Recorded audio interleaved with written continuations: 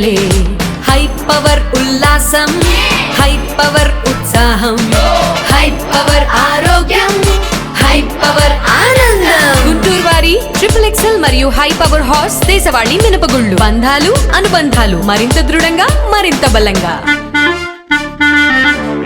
వీధి కుక్కలకు నిర్వహించే కుటుంబ నియంత్రణ ఆపరేషన్ నిర్వహణలో బాధ్యతారహిత్యంగా వ్యవహరించిన అధికారులపై చట్ట ప్రకారం చర్యలు తప్పవని గుంటూరు నగర మేయర్ కావటి మనోహర్ నాయుడు స్పష్టం చేశారు. ఈ ఆపరేషన్ల విషయంలో అవకతవకలు జరిగినట్లు కొన్ని పత్రికల్లో కథనాలు వచ్చాయని చెప్పారు. ఈ నేపథ్యంలో గుంటూరు ఏటుకూరు రోడ్లోని యానిమల్ బర్త్ కంట్రోల్ సెంటర్ ను పరిశీలించడం జరిగిందన్నారు. గురువారం గుంటూరు నగర మేయర్ జంతు సంరక్షణ సంఘాల సభ్యులతో కలిసి వీధి కుక్కలకు కుటుంబ నియంత్రణ ఆపరేషన్ చేసే ప్రాంతాన్ని సందర్శించారు.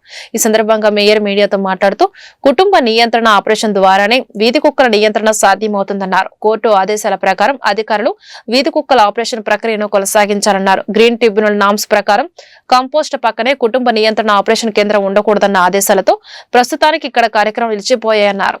కార్పొరేషన్ ఆధీనంలో ఉన్న ఆవుల బందెల దొడ్డిలో పలు అక్రమాలు జరుగుతున్నట్లు తమ దృష్టికి వచ్చిందన్నారు. న్యాయస్థానాల ఆదేశాల మేరకు అధికారులు నడుచుకోవాలన్నారు. ఈ కార్యక్రమంలో కార్పొరేషన్ ప్రజా ఆరోగ్య శాఖ అధికారులు పాల్గొన్నారు.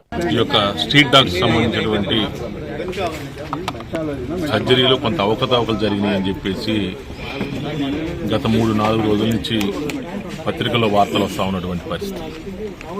మరి దానికి సంబంధించి ఈరోజు జంతు ప్రేమికులు కావచ్చు, వెటర్నరీ డిపార్ట్మెంట్ సంబంధించిన డాక్టర్స్, స్టాఫ్, అదేవిధంగా తీసుకొచ్చిన స్ట్రీట్ డాగ్స్ సంబంధించి సర్జరీ చేసేటువంటి ప్రక్రియలో చేసేటువంటి సంస్థ ఏదైతే ఉందో ఆ సంస్థ వారితో, అదేవిధంగా మున్సిపల్ కార్పొరేషన్ సిబ్బంది వాళ్ళందరితో కూడా ఈరోజు ఈ స్టెరిలైజింగ్ చేసేటువంటి ప్రాంతాన్ని కూడా పరిశీలించడం కూడా జరిగింది.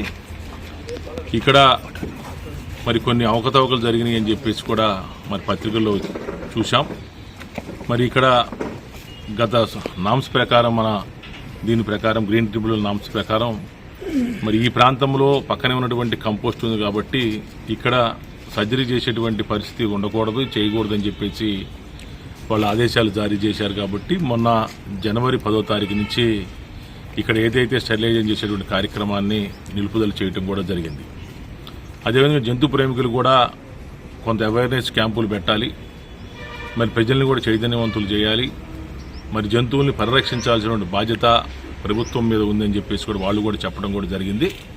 మరి దానికి సంబంధించి వాళ్ళు అవేర్నెస్ క్యాంపులు పెట్టమని చెప్పేసి కూడా వాళ్ళు కోరుతా ఉన్నారు. అందువల్ల మేము కూడా అధికారులతో కూడా మాట్లాడి దానికి సంబంధించినటువంటి అవేర్నెస్ క్యాంపుని మరి ప్రతి ఒక్క డివిజన్కి కూడా ఒకటి పెడితే బాగుంటుందని చెప్పేసి కూడా మేము ఆలోచన చేయాలని చెప్పేసి కూడా అనుకుంటా ఉన్నాం. తప్పకుండా, ఎందుకంటే ఈ జంతువుల విషయంలో మనం మంచి చేయాల్సినటువంటి పరిస్థితి ఉంది. ఎందుకంటే ఎక్కడా లేనటువంటి విషయం. దీని ప్రకారం మరి గుంటూరు నగరపాలక సంస్థ ఆధ్వర్యంలో మరి ఆవుల దొడ్డి కూడా గతంలో ఏర్పాటు చేయడం కూడా జరిగింది. మరి గుంటూరు నగరంలో నుండి ఆవులే కాకుండా మరి ఇటు సదూర ప్రాంతాల కంటే చెన్నై కానీ, అదేవిధంగా కేరళ ఇటువంటి వెళ్ళేటువంటి ఆవులను కూడా మరి జంతు ప్రేమికులు కొంతమంది అడ్డగించి వాళ్ళు సంబంధిత పోలీసుల ద్వారా మరి లోకల్గా ఉన్నటువంటి మున్సిపల్ కార్పొరేషన్కి అప్పగించేటువంటి ప్రక్రియ జరుగుతూ ఉంది. కాబట్టి ఎక్కువ మంది ఆవులు గుంటూరు నగరపాలక సంస్థ బంధువుల దొడ్లో ఉండేటువంటి పరిస్థితి ఉంది. కొన్ని అక్కడ కూడా మిస్యూజ్ జరుగుతున్నాయని చెప్పేసి కూడా మరి కొంతమంది మా దృష్టికి తీసుకొచ్చారు. మేము అధికారులకు కూడా చెప్తా ఉన్నాం, వాళ్ళకు కూడా మేము ఆదేశాలు జారీ చేయడం కూడా జరిగింది. ఇలాంటివి చేస్తే మాత్రం తప్పకుండా ఉపేక్షించే పరిస్థితి ఉండదు.